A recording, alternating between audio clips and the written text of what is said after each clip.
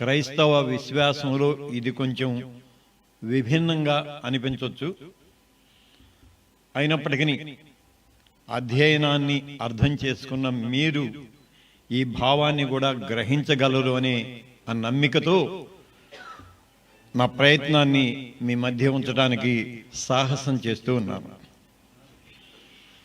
జీవన సాఫల్యం అనే ఒక ప్రత్యేకమైన కార్యక్రమం అనే కంటే కూడా ఒక విధానాన్ని రూపొందించే క్రమంలో చాలా కాలం నేను ధ్యానపూర్వకంగా ప్రయత్నం చేస్తూ వచ్చాను.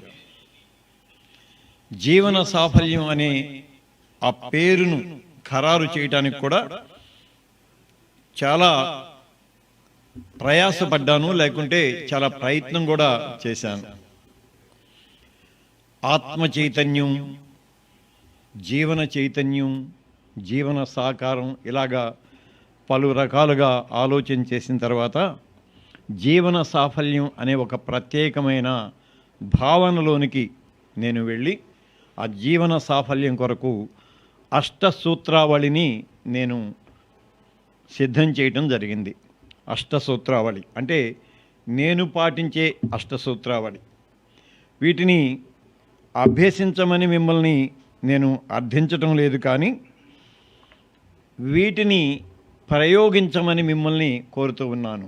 అభ్యసించమంటల్లా, మీరు ఈ అష్టసూత్రావళిని ప్రయోగించుకొని ఆ ప్రయోగపూర్వకంగా మీ అభిరుచికి లేక మీ మనస్సుకు లేదా మీ పరిచర్యకు ఉపయుక్తంగా ఉంటే మళ్ళీ దానిని మీ జీవన విధానానికి అనుగుణంగా మలుచుకొని మీదైన జీవన సరళిని ఏర్పాటు చేసుకోండి అంటున్నాను.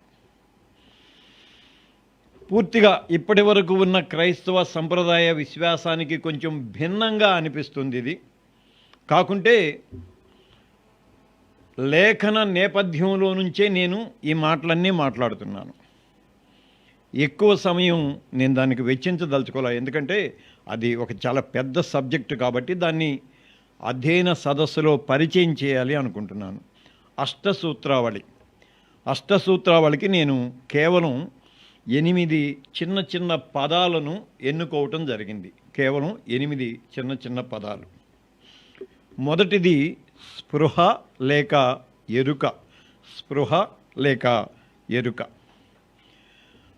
వ్రాసుకోని అవసరం లేదు, ఎందుకంటే వ్రాసుకుంటే మీ కాన్సన్ట్రేషన్ నా మీద ఉండదు. నేను వీటిని మళ్ళీ మీకు గ్రూపులో పెడతాను. అధ్యయనం గ్రూపులో ఈ అష్టసూత్రావళి అలాగూ పెడతాను కాబట్టి మీరు ఇబ్బంది పడిన అవసరం లేదు. మళ్ళీ ఈ భాగాన్ని పృథ్వీరాజ్ ఎటు రికార్డ్ చేస్తున్నాడు కాబట్టి ఈ భాగం వరకు దీన్ని తీసి మళ్ళీ మీ అందరికీ ఆ లింక్ పంపిస్తాను. కనుక వ్రాసుకోబాకండి, కాన్సన్ట్రేషన్ పోతుంది కనుక. సో స్పృహ లేక ఎరుక అన్నాను. స్పృహ లేక ఎరుక, అది మొదటిది. రెండవది సంకల్పం రెండవది. మూడవది అధ్యయనం. నాలుగవది అంతర్మథనం. ఐదవది ధ్యానం. ఆరవది భావదర్శనం. ఏడవది మనోదర్శనం. చివరిది 8వది జీవన సాఫల్యం. అంటే క్రమానుగతంగా. కొంచెం బైబిల్ మిషన్ వారికి త్వరగా అవగతం అవుతుందేమో అనుకుంటాను, ఎందుకంటే ప్రార్థనా మెట్లు అంటాడు. ప్రార్థనా మెట్లు అంటారు. ఆ నేపథ్యంలో నుంచి, ఆ అభ్యాసంలో నుంచి ఉన్నవారికి ఈ విధానం కొంచెం సామీప్యంగా ఉంటుంది అనుకోవచ్చు. కాకుంటే మహానుభావులు తండ్రి గారి దర్శనానికి అసలు మనం సరిపోము. ఆయన్ని మనం గౌరవిస్తాం. స్పృహ అనేది ఏంటంటే ఎరుకను నేను 2 విధాలుగా విభాగించాను. ఎరుకను ఒకటి నీ గురించిన స్పృహ, రెండవది నీలో ఉన్న క్రీస్తును గురించిన ఎరుక. క్రీస్తు స్పృహ అనే మాట వాడతాను నేను అధ్యయనంలో, మీరు గమనించుంటారు. క్రీస్తు స్పృహ, పౌలు అంటాడు, ఆ క్రీస్తు స్పృహను నేను కలిగి ఉన్నాను అని. సో తొలుత నిన్ను గురించిన ఎరుక, లేకపోతే నిన్ను గురించిన స్పృహ. నిన్ను గురించిన స్పృహలో మొదట మనం గమనించాల్సింది మన బలమును కాదు, మన బలహీనతను. ఇది నేను చెప్పేది. సాధారణంగా మనం మన బలం మీద ఫోకస్ చేస్తాం. బలం మీద ఫోకస్ చేసినప్పుడు మన ఫోకస్ అంతా కూడా ఆ బలం మీదే ఉంటుంది, కానీ మన బలహీనతను మనం విసర్జించలేము. మన బలము వెంట మన బలహీనత ప్రయాణం చేస్తూ ఎప్పటికప్పుడు మనల్ని వెనక్కి లాగుతూ ఉంటుంది. అందుకని తొలుత మనం మన బలహీనతలను గురించిన ఎరుకను కలిగి ఉండాలి. మనం కలిగి ఉండాలి. అందుకని నా బలహీనతను నాకు ఎరుకపరచు తండ్రి అని ప్రార్థన చేసుకుంటాం. నా బలహీనతను నాకు ఎరుకపరచు తండ్రి. ఇక్కడ మళ్ళీ నేను బలహీనుడను కాను అనుకునేవాడు మూర్ఖుడు లేక బుద్ధిహీనుడు అంటాను. నేను బలహీనులము కాము అనుకునేవారు మూర్ఖులు లేదా బుద్ధిహీనులు అంటాం. బలహీనత మానవ లక్షణం అంతే, మానవ నైజంలో అదొక భాగం. అయితే ఆ అనివార్యమైన బలహీనతను మనం విసర్జించాలి. కనుక తొలుత మన బలమును కాకుండా బలహీనతను మనం గుర్తెరిగి దానిని విసర్జించాలి. అప్పుడు ఎప్పుడైతే బలహీనతను మనం విసర్జించుతామో మిగిలేది బలము మాత్రమే. బలహీనతను విసర్జించాక టీ కాస్తాం, అల్లం వేస్తాం, టీ పౌడర్ వేస్తాం, యాలుకలు కొట్టేస్తాం. మందాకినిలో టీ అలాగే పెడతారు కదా. తరువాత దాన్ని ఫిల్టర్ చేస్తాం. ఫిల్టర్ చేస్తే ఏమవుతుంది? టీ పౌడర్, అల్లం, చితగొట్టిన అల్లం, మళ్ళీ యాలుకలు దానిలో ఉంటాయి. క్రిందకి ఏముంటుంది? టీ మాత్రమే మిగులుతుంది. అంటే బలహీనతను నీవు ఎప్పుడైతే విసర్జిస్తావో మిగిలేది నీ బలమే. కనుక అది స్పృహ. దేవా, నా బలహీనతను నాకు ఎరుకపరచు, నా బలహీనతను విసర్జించే శక్తిని నాకు అనుగ్రహించు, నా బలమును ప్రదర్శించుకోవటానికి పరిస్థితులను సానుకూలపరచు. ఇది స్పృహను గురించి. అంటే చాలా ఉన్నది.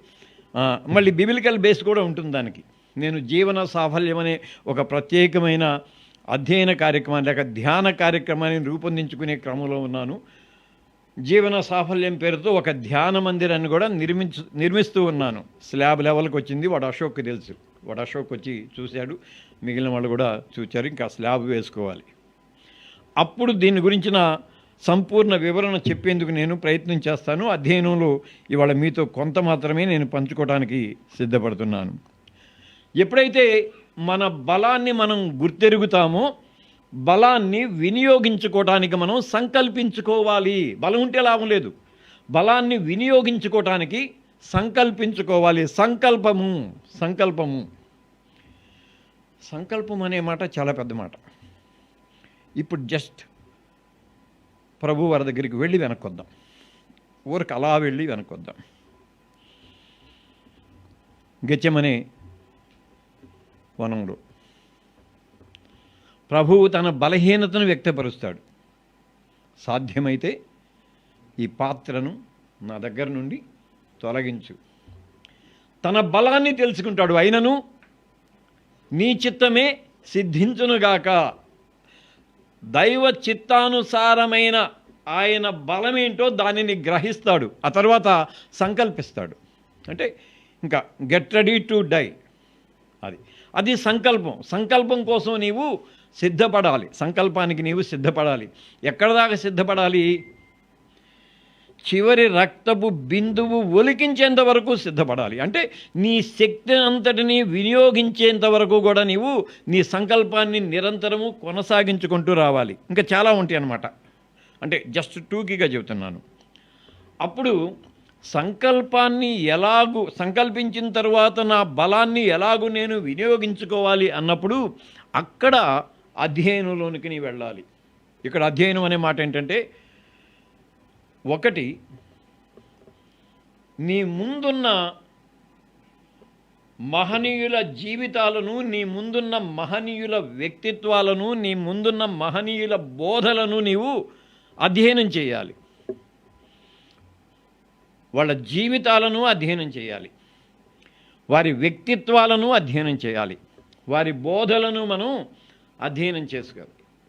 అధ్యయనం చేసిన తర్వాత ఏ మేరకు వాటిని మనం మన జీవితంలో అన్వయించుకోగలము, అది కూడా అధ్యయనంలో భాగం.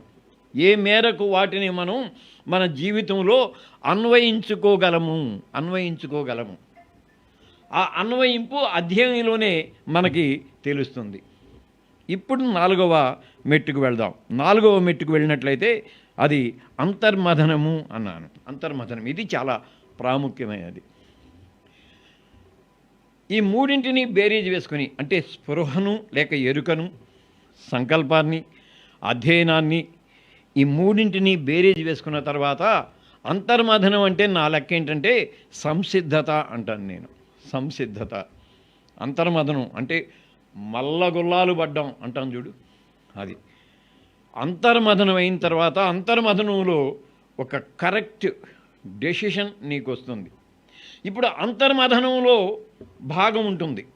అంతర్మథనం అంటే నీలోకి నీవు ప్రవేశించటం, అంటే నీ వ్యక్తిత్వంలోనికి లేదా నీ జీవన విధానంలోనికి నీవు ప్రవేశించటం. అప్పుడు 2 ప్రత్యేకమైన అనుభవాలలోనికి మనం ప్రవేశిస్తాము అని నేను నమ్ముతాను. అధ్యయనంలో కూడా నేను ఎప్పుడు ఆ మాట చెబుతూ ఉంటాను.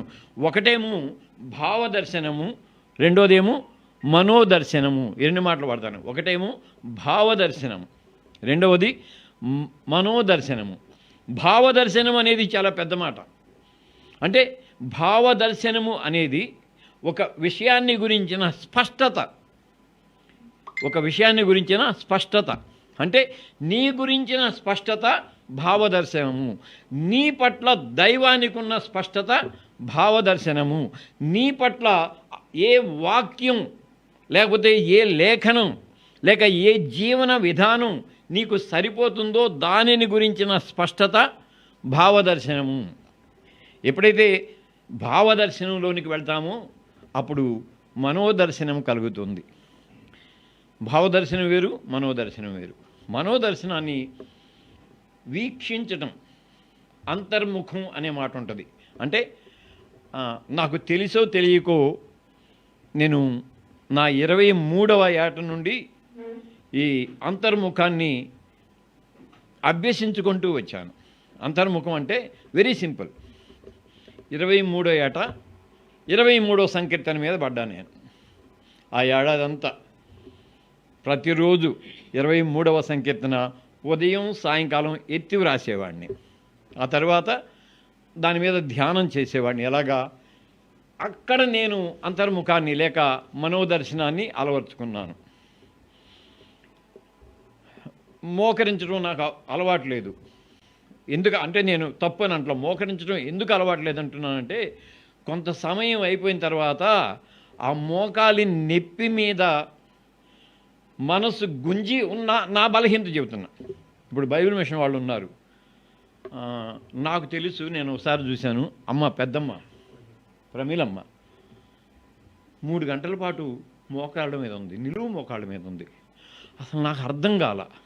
పెద్దమ్మ 3 గంటల పాటు ఏం చెదరది, అసలు కదలను కూడా కదలలేదు. కదలకుండా 3 గంటల పాటు సన్నిధి చూడటానికి నేను వెళ్ళా. అప్పుడు 3 గంటల పాటు పెద్దమ్మ మోకాళ్ళ మీద ఉంటే నాకు మతిపోయింది. కానీ నాకు చేతకాల. అందుకని నేను మోకరించేవాడిని కాదు. నేను చిన్నప్పటి నుంచి ఆ యోగ సాధన నేర్చుకున్నవాడిని కనుక చక్కగా సుఖాసనమే, పద్మాసనం కూడా కాదు, సుఖాసనం మీదే కూర్చొని విజువలైజ్ చేసుకునేవాడిని. యెహోవా నా కాపరి అనగానే ఆ కాపరి దృశ్యం నాకు కనబడితే నా ముందు ఆయనను నా కాపరిగా దృష్టించేవాడిని. అది మనోదర్శనం. ఇక అక్కడి నుంచి ప్రతిదీ ఆయన నన్ను సమీపించినట్టు, నా భుజం తట్టినట్టు, నన్ను వెంటబెట్టుకొని నడిచి వెళ్ళినట్టు, అంటే ఆ దార్శనికతను నేను మనసులో దర్శించేవాడిని. దాన్ని మనోదర్శనము అన్నాను నేను. భావదర్శనమేమో స్పష్టత, మనోదర్శనమేమో ప్రత్యక్షత. అది మళ్ళీ అంతర్గత ప్రత్యక్షత.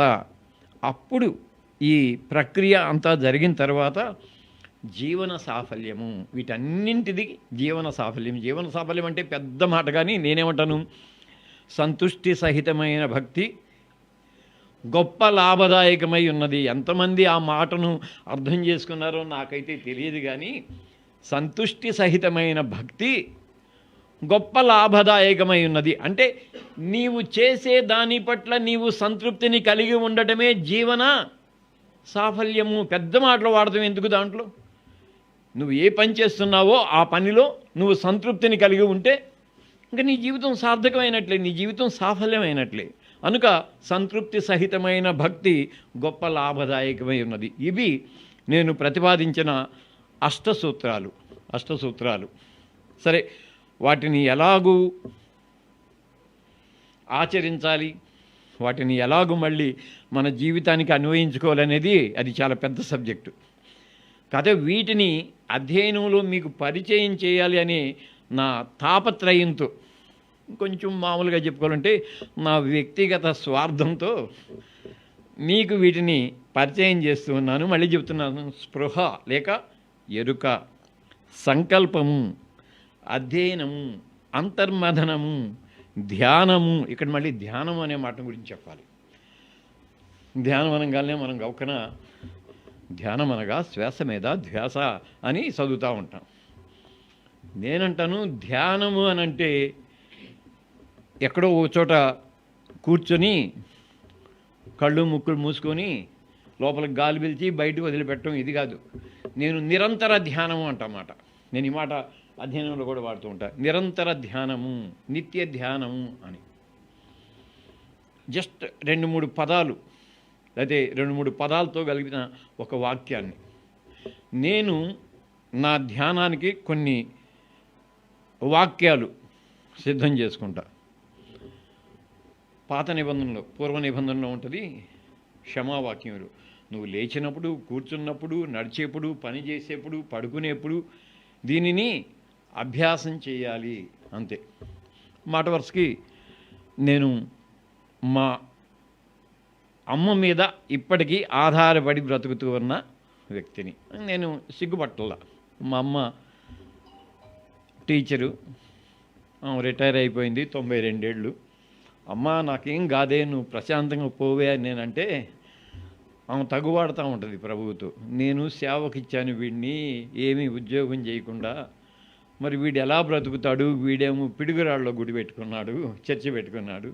ఆ పిడుగురాళ్ళలోనేమో పేద ప్రజలు వారు, అందుకని రోజు తగువాడుతూ ఉంటుంది ప్రభువుతో. అయ్యా, ప్రభువుకు భయం వేసింది, ఈవిడ అక్కడికి వచ్చాక కూడా నన్ను వాళ్ళ కొడుకు కోసం విసిగిస్తూ ఉంటుంది అని.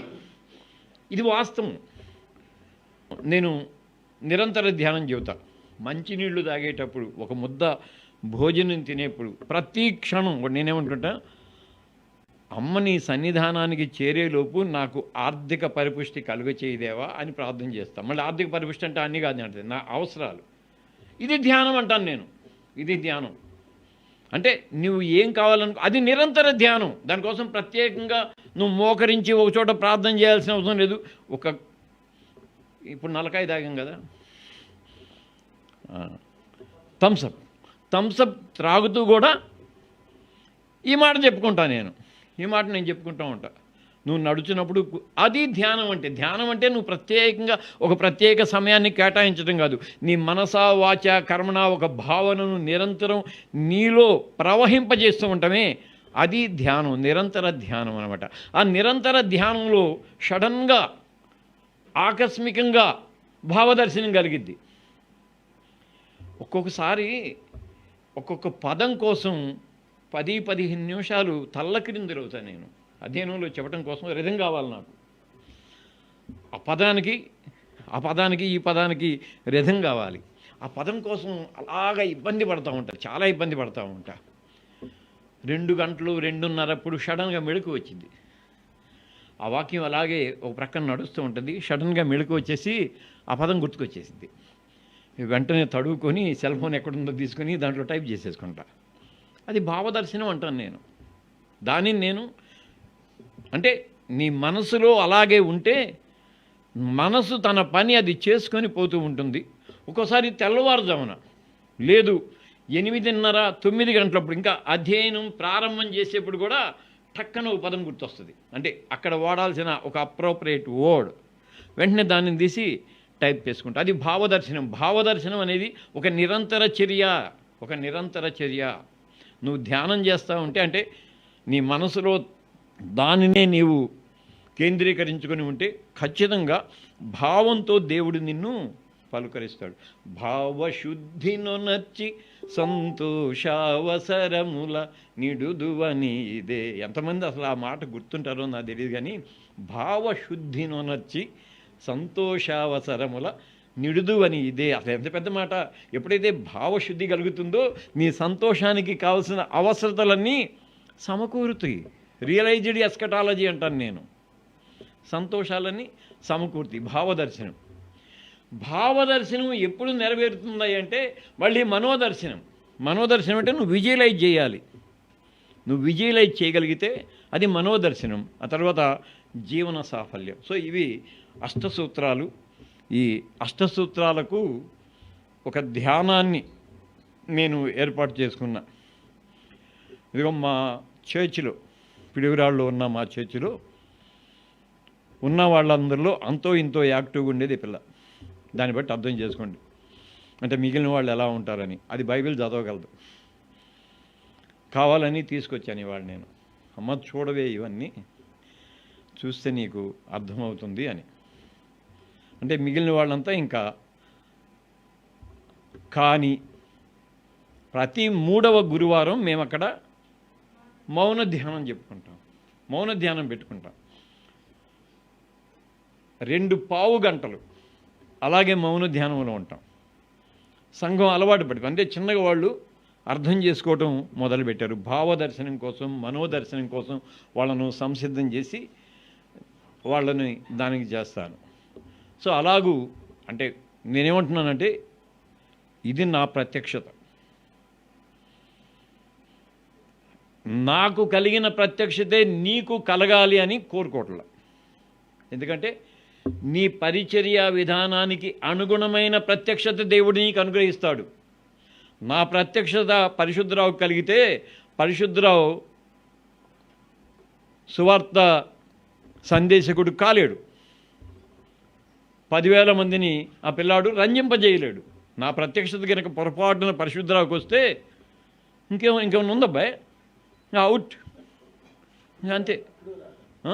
ఎవడు పిలవడు ఇంకా పరిశుద్ధరావుని. రవిప్రసాద్ ప్రత్యక్షత పరిశుద్ధరావుకి వస్తే Parishuddharao chapter is going to be closed. ఇంకెవడు పిలవడు పరిశుద్ధరావుని. పరిశుద్ధరావు ప్రత్యక్షత పొరపాటున రవిప్రసాద్కి వస్తే పిడుగుర వాళ్ళు నన్ను వెళ్ళగొట్టేస్తారు. నువ్వు ఇక్కడ పనికిరావు పోరా అని చెప్పేసి పిడుగురాళ్ళ వాళ్ళు నన్ను వెళ్ళగొట్టేస్తారు. అందుకని నేనేమంటున్నానంటే ఈ అష్టసూత్రాలను లేక నా అనుభవాన్ని లేక నా సందేశాన్ని మీకు అన్వయించుకొని మళ్ళీ అక్కడ మీరు మనోభావ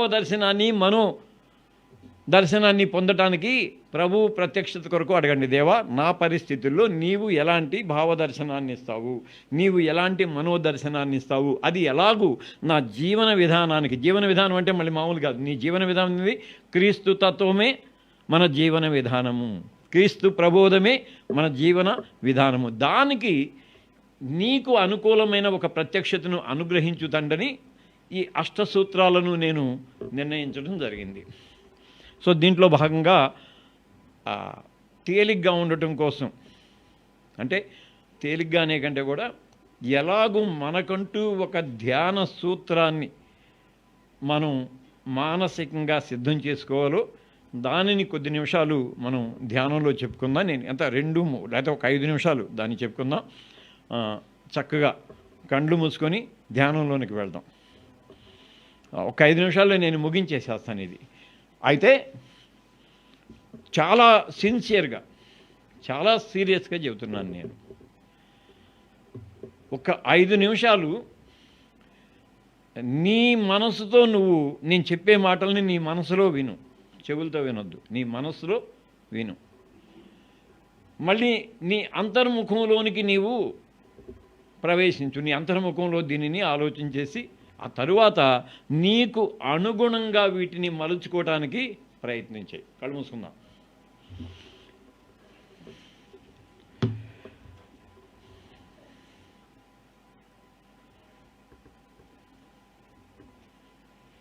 ప్రశాంతతను ప్రసాదించమని ప్రభువుని అర్థిద్దాం. దేవా, అష్టసూత్రాలను అర్థం చేసుకోవటానికి, అన్వయించుకోవటానికి కృప దయచేయమని ప్రభువుని అర్థిద్దాం. స్పృహ లేక ఎరుక, దానిని గురించిన సంకల్పము, అధ్యయనము, మనోదర్శనము, భావదర్శనము, జీవన సాఫల్యము నాకు అనుగ్రహించు తండ్రి అని ఆయనను అడుగుదాం. ఈ ప్రశాంతతలోకి వెళ్ళకముందు ధ్యాన విధానంలో నేను అనుసరించే వాటిని మీకు వల్లవేస్తూ ఉన్నాను. స్తుతులు చెల్లించటం, మనసును సిద్ధం చేసుకోవటం ఆరాధనా ప్రక్రియలో అంతర్భాగం కనుక నేను దీనిని తాత్కాలికంగా రూపొందించి మీకు అందిస్తూ ఉన్నాను. ఈ మాటలు నేను వ్యక్తపరుస్తూ ఉన్నప్పుడు మీ హృదయంలో కూడా వాటిని ప్రతిధ్వనింప చేసుకోండి. దేవా, తండ్రి యెహోవా నీకు స్తోత్రము నాయన, ప్రభువా రక్షక యేసయ్య నీకు స్తోత్రము నాయన, ఆదరణకర్త జీవప్రదాత పరిశుద్ధాత్ముడా నీకు స్తోత్రము నాయన, పరిపూర్ణుడా సంపూర్ణుడా త్రిత్వదేవా నీకు స్తోత్రము నాయన. స్తుతి స్తోత్రం మహిమ నిరంతరం నీకే చెల్లునుగాక. ఆమేన్ ఆమేన్ హల్లెలూయా. దేవా, నీ కృప కొరకు నీకు స్తోత్రము నాయన, ప్రభువా నీ రక్షణ కొరకు నీకు స్తోత్రము నాయన, పరిశుద్ధుడా నీ నడిపింపు కొరకు నీకు స్తోత్రము నాయన, సంపూర్ణుడా నీ సంకల్పం కొరకు నీకు స్తోత్రము నాయన. ఇలాగూ ఈ పదాలను వల్లవేస్తూ నన్ను నేను సంసిద్ధం చేసుకుంటాను. ఆ తరువాత ప్రభువా, నీవు నాకు అనుగ్రహించిన కృపలన్నింటి కొరకు నీకు స్తోత్రాలు. నీవు నాకు అనుగ్రహించిన ఆరోగ్యము, బలము, శక్తి, ఆర్థిక పరిపుష్టి, సృజనాత్మకత, సత్ఫలితాలు, సమృద్ధి జీవము, వీటన్నింటి కొరకు నీకు వందనాలు చెల్లిస్తున్నాను.